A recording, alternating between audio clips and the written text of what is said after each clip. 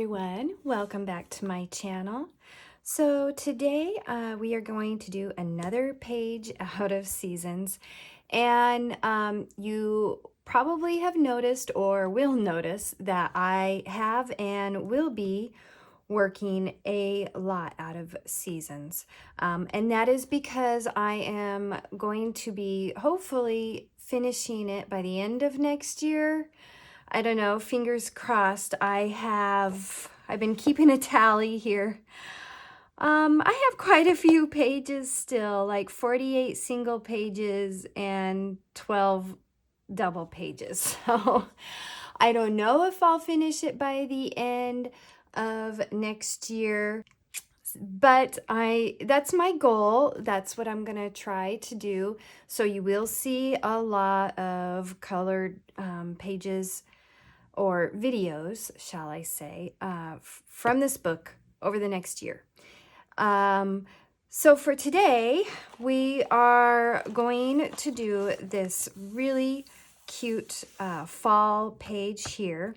Now, I do have some bleed through from the other side, but I'm not at all worried about that because I'm going to do a watercolor background and it will cover it up.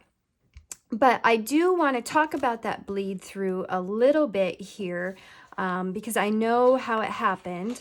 The previous page, I did this back in 2019, and I see I'm losing some stickles there. I'll have to reapply those. And the page got a little bit bent. I don't know what happened there. So what happened for the bleed through was, I believe I used Neocolor too, and I did some stamping on this for fall leaves in the background. And what happened was I spray the Krylon Workable Fixative over my images when I'm done to help preserve them and to keep from transferring to the opposite page. Now, you have to be very careful with that fixative in that if you oversaturate the page, it's going to cause some bleed through. And I was just mentioning that to a viewer the other day. She was asking how I preserve pages, and I should probably make a video on that. So hopefully this month I can remember to make a video on preserving your finished pages. So you want to be careful that you do not oversaturate your page with that Krylon Workable Fixative. I don't know, I can't speak for any other brands, but that's the brand that I use, and it's just best to do a fine coat, light coat over the whole page and then call it a day. Because if you get too much, yeah, it's gonna soak through your paper and cause bleed through. So just a little note on that topic. And yeah, we're going to use watercolors on the background. I haven't quite decided yet what my colors are going to be, so I'm going to have a think about that, and we'll get started. Okay, so while editing this video, I realized I had a lot of footage for watercoloring the background and preserving your finished page. So I decided to dedicate this part 1 video solely to those two topics, and then we'll continue on with coloring the rest of the page in part 2. So here I'm just adding the Shinhan watercolors to my palette and activating them with a little bit of water. I have listed the colors that I used down below.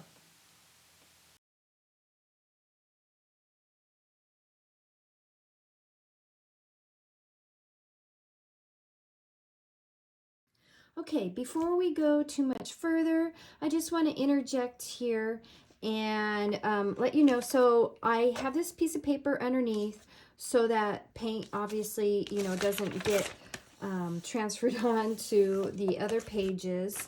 But what happened is it started seeping in, and it seeped to the other side of the page here. It did not bleed through, but I did have problems with it seeping underneath onto the other page. Now, what you might want to do, and what I probably should have done, was just put some washi tape or some painter's tape around the edge on the opposite side to prevent this from happening. Now, okay, move it into frame there. Sorry, I hope you understood what I meant, but I'm not too terribly upset about it, because what I think I'll just do is go back in with a dark brown distress ink and just make more of a vignette around the outside edges there. But I just thought that that was something worth noting there, so that you might want to take precautions to prevent that from happening. All right, so we're going to go ahead.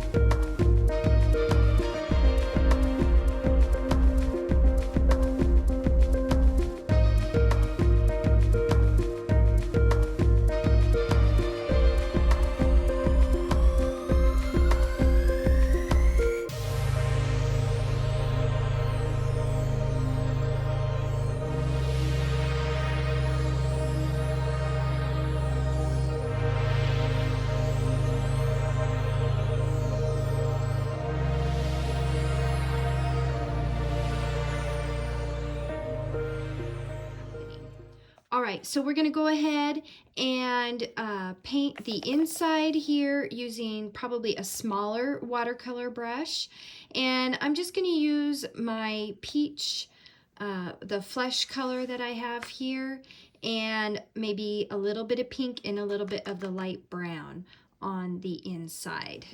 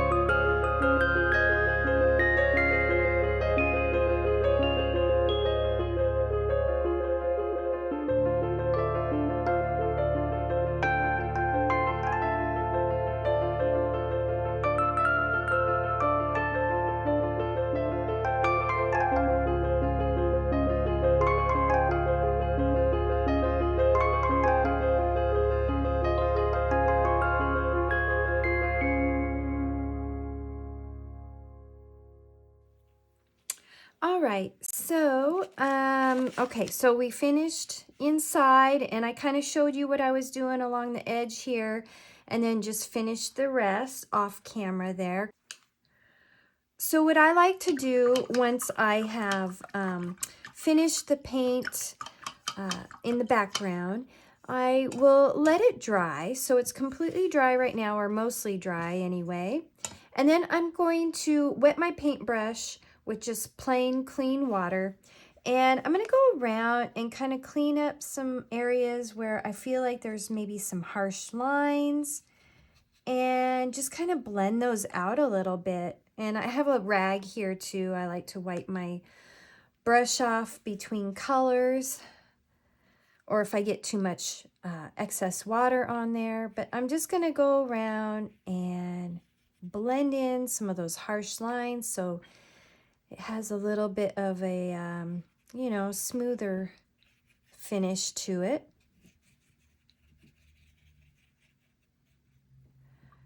Okay. And you don't want it to be too wet. So when I wet my brush, I just dab off the excess water on my rag there. Yeah. Now,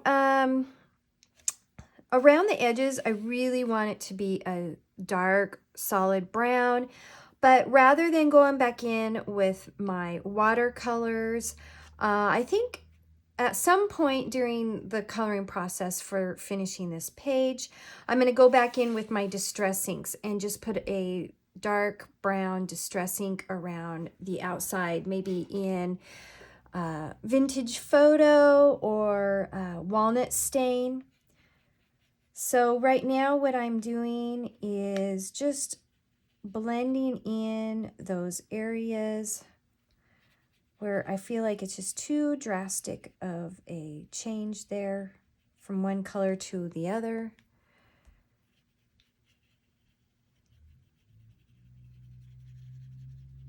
All right. Right, I think we've pretty much I've pretty much mostly got it the way I want it to look for now until we get that distress ink on there. And yeah, I'm pretty happy with it. All right, so we'll continue on.